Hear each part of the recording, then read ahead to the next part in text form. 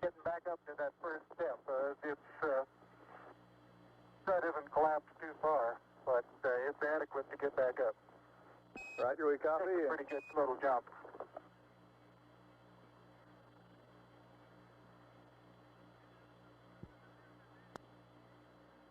Okay, Neil, we can see you coming down the ladder now. Okay, Neil, we can see you coming.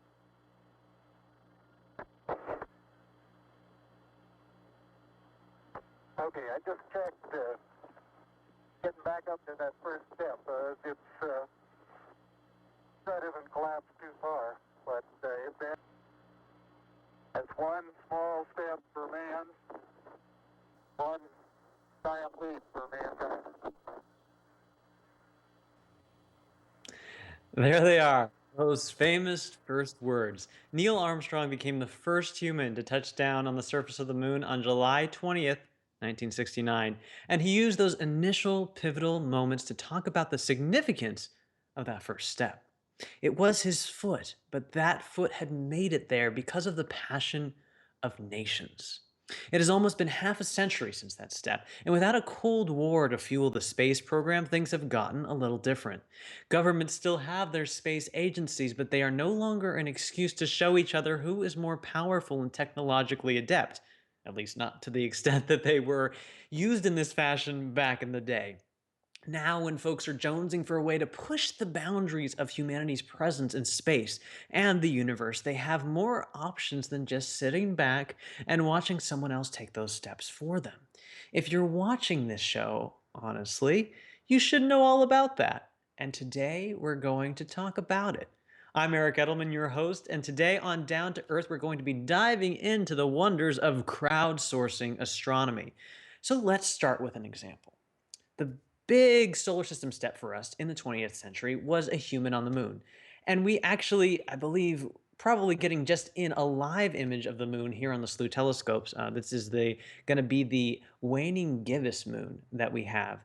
And that will be coming in just in a few moments. And then when we're thinking about the next closest object, it might be fun for us to put our flag on during the 21st century. Many consider the antics of Mr. Matt Damon, or more generally, Mars. Admittedly, Venus does actually get closer to us than Mars does, getting to about 23.5 million miles, compared with Mars's getting about to 33.9 million miles. But Mars actually doesn't even get that close to us that often. It's only gotten to that close extreme once in the past 50,000 years. So it may be even a little bit further away than that, but even so, it more than makes up for the distance in terms of its hospitality when compared with Venus. And so, yes, we do have the live moon images up here. This is what we're looking at with the Slooh telescopes. This is where Neil Armstrong was, so far away from us, but still very close to our hearts, and a really pivotal moment in history. And now, we're considering going even further than that, even further beyond in this new era. And so, in terms of why we're going to Mars versus not going to Venus, that there are sometimes some anti-smoking ads say, when you're shown a terrifying picture of smokers with tubes coming out of their throats and things like that, this is a message, or say a dramatic warning, if you will. What is happening here to these people will happen to you if you keep smoking. And so, well, if we were showing a climate change ad of the same caliber, Venus would be our poster boy for what happens when greenhouse gases get extreme. Yeah, here's a picture of Venus right up there from the Hubble Space Telescope. And so what I'm saying here is Venus would be our horror story smoker. It's a planet covered in clouds that keeps the sunlight in and pressure cooks the planet. So most humans are thinking it would be a good idea to skip over Venus for now and head straight to Mars. Second closest to us, but still just that much better. If you've been to a reasonably nerdy social gathering sometime within the last couple of years, you've probably been involved in a conversation where somebody has brought up the possibility of being one of the first colonists on Mars. Would you do it? Would you leave it all behind? Humans are going there, they say. They'll grow the potatoes and become Martians. If this is something that excites you, being on Mars, landing on Mars, if you're attracted to the possibility of leaving your life on Earth behind and starting anew, where do you look? Who is working on this? So if you turn to NASA, you'll find that they are talking about having humans on Mars by the 2030s, but they are not planning to establish a colony there. Rather, they would be setting up a research base for select scientists. And so there are entities that are talking about starting colonies on Mars, though, and one of them is Mars One. And this is a private company, not a government agency. And these folks are planning to get a colony up on the red planet by about the same time that NASA expects to get there. And now, so a lot of people do want to have that Neil Armstrong experience to be able to touch a new planet, to be able to step on a new planet, to be able to go further than we've gone before as humans. But to get there, Mars One has a lot of testing and research to do. They have to safely be able to land a large group of people with the supplies to survive on a barren planet tens of millions of miles away. And to consider how difficult this is, let's take a moment to consider how much money NASA spent over the course of the decade and a half of the Apollo program. And this includes the moon missions, all the moon landings, and things like that. So adjusting for inflation, this wasn't what they spent then, but it's the equivalent of what they would have had to spend today. NASA spent about 200 billion over the course of that program. So that's a whole lot of money. Though admittedly, this is just a third of the USA's annual defense budget. So I guess that is not too crazy. So now, decades later, decades after this moon landing, our technology is better. Smartphones today are more powerful than the Apollo mission computers, but it is still going to take a lot of human effort and ingenuity to get to Mars. And now, private companies like Mars One, not entire governments, are trying to take some of the reins in getting us there. But the question remains, how are they going to get those vast sums of money that they need to pull off this venture? Well, some of it actually comes from crowdfunding. In 2013, Mars One set up an Indiegogo page, which asked for people, any people, to donate a bit to the cause of helping them fund their 2018 Mars lander and satellite mission, now set for 2022, which would put a rover on Mars to help select where a prime location would be for the upcoming colony. So thousands of people donated to this cause. Just any people, just you and me, donated to the cause. These are not specialist scientists. Some of them could be, but they don't have any qualifications. There's no bar to be in on this. And one of the interesting things about this campaign is about a quarter of the people who donated, out of the many thousands, donated just $2. So when many do a little, they do a lot.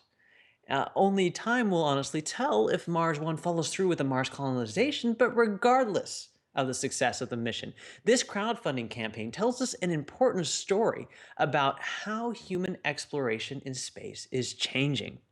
Thousands of people did not have to give their money to the cause. There was no gun pointed at their heads, but they did so because they believed in this cause. They did so because they wanted what this cause was selling. And they voted with their feet and said that going to Mars is important. This was not a decision by a government, it was a decision by the people. This was not President John Kennedy standing up and promising the American public that they would get a man on the moon by the end of the 60s. This was a group of world citizens deciding that they wanted to help get this done. Crowd participation is making its way into astronomy and is becoming an incredibly powerful force. And we see it in other astronomy crowdfunding campaigns, like the Planetary Resources one. This was also happened in 2013, apparently the year for astronomy crowdfunding campaigns. And so Planetary Resources, this is a private asteroid mining company. And we actually interviewed Planetary Resources President Chris Lewicki on a live asteroid mining show here on Slooh way back in the day, talking about the $5 trillion asteroid, hashtag $trillion baby. It was a fun show. I'd recommend watching it if you want to learn more about asteroid mining and stuff that we won't really go into detail about here. It'll actually give you a whole different perspective on water and space, let me tell you that for sure. But anyways, the Planetary Resource crowdfunding campaign actually got over $1.5 million from 17,614 individual backers, most of whom just donated $25. That was a majority of what people donated. But what exactly was this campaign for? You're seeing it actually here on the screen now. It was regarding a space satellite, particularly Planetary Resources is planning on launching an Arcid 100. That's what this one is, with the help of this campaign to do things like search for mineable asteroids. And also, some of that telescope's time is going to be dedicated to things like public outreach education and selfie taking in space, depending on how exactly the people for the crowdfunding campaign donated their money, what they wanted out of this campaign. So not only are people voting with their feet to bring a space project to life here, but they are also deciding en masse how it should be used. And so their vote actually gives them some power to control the fate and work schedule of a space telescope. Like, let that sink in for a second. We might not be able to go out on a spaceship and explore the universe at will just yet, but we're able to have large group discussions about what to do with the tools that we have. And we're being so inclusive in this modern age. It's absolutely wonderful. And some of the tools that we discuss are all about giving us an approximation of the space exploration experience that we do so crave. So when you take a look at some of the most well-funded crowd-funded projects, you're going to get a lot of insight into what a lot of folks are passionate about. On the list of the top crowd-funded projects of all time, not just in astronomy, but as in everything, the number 2 on the list has to do with space. This project has raised over $100 million. So let that sink in as well for a second. $100 million was raised, crowdfunded. Over that, that is a lot of money. On Kickstarter alone, almost 35,000 people have contributed over $2 million. So any thoughts on what that might be for? This is actually for a video game called Star Citizen. So what makes this game so costly to create and also such a compelling cause for people to donate so much of their money? There are a lot of opinions on this, but let's just start with the basics. Here we're seeing some of the conceptual art, amazing conceptual art from this game. At the end of one of the trailers, we get a catchphrase that this is a first-person universe. This is going to be a game where you're going to be able to explore part of a virtual universe here. There will be stellar systems to visit, I believe, aliens to see, spaceship to fly and to go around and to battle with. Just we're seeing more and more conceptual art here, and it's just mind-blowing to see. The game itself has not yet been released, but one thing that we can do is we can actually access what is called their star map, which shows some of the regions in the game. And so, yes, our producer, Trisha Ennis, is actually having this up here live, so she's going to be driving the spaceship while I talk about what we see here. And so this is the map of where you'd be in the world. I don't believe it's the actual gameplay itself, but showing you where you can go. And so, Trisha, if you could just pick a star, any star that we could fly to, any system that we could go see, and see what's going on in this world. So I believe you can fly to it. I believe you can double click, right? It will take you there.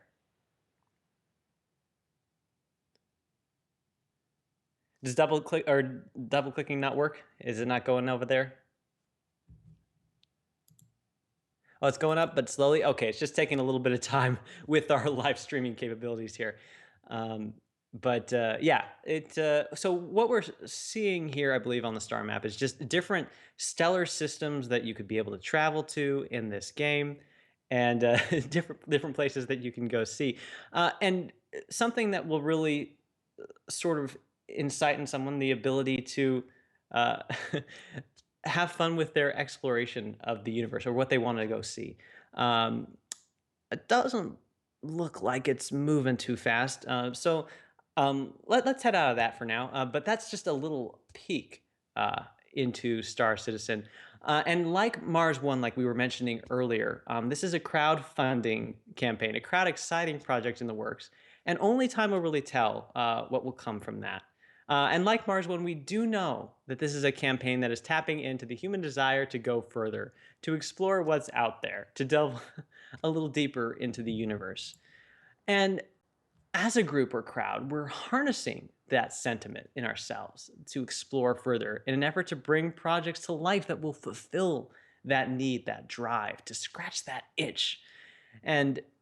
But I suppose I really don't need to talk to people on Slooh here about that itch. The fact that you're here means that you probably know this song and dance routine all too well. If you're one of the Slooh veterans, you might even remember the petition to save the Hubble Space Telescope that Slooh CEO Mike Paolucci started in 2004. During that time, actually, oh yeah, here's a picture of the Hubble Space Telescope, the efforts behind all that controversy.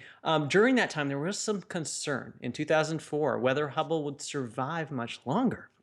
And this was because NASA was halting any servicing missions to the telescope.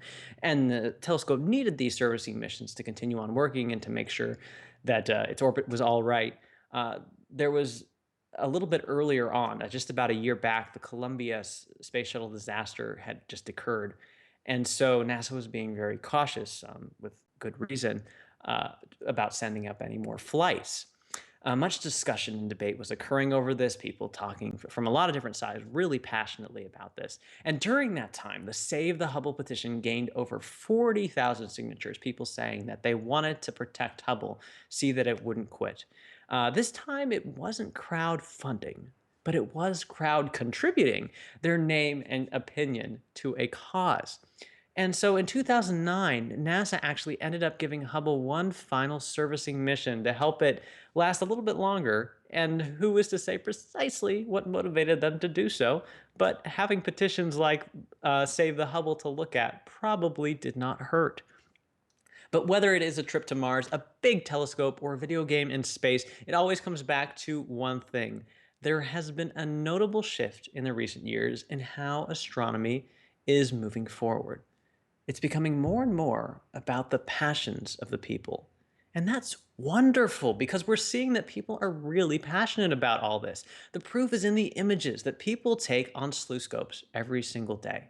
The Slooh members, they're the ones that keep our robotic telescope network alive, and in doing so, they have the opportunity for themselves to take gorgeous snapshots of galaxies, of nebulae, of planets, of asteroids, of everything that's out there. And so it's just one more part of astronomy that belongs to the crowd these days. And I, for one, cannot wait to see the next project or idea that pops out of this collective. It's no longer one man taking steps. We're all doing this together. And the universe is absolutely fuller for it. So that is our show, ladies and gentlemen, for tonight. Thank you so much for joining me here today. I hope you'll tune in next week, same time, same place. But for now, this has been Eric Edelman, and you've been watching Down to Earth on Slooh.com.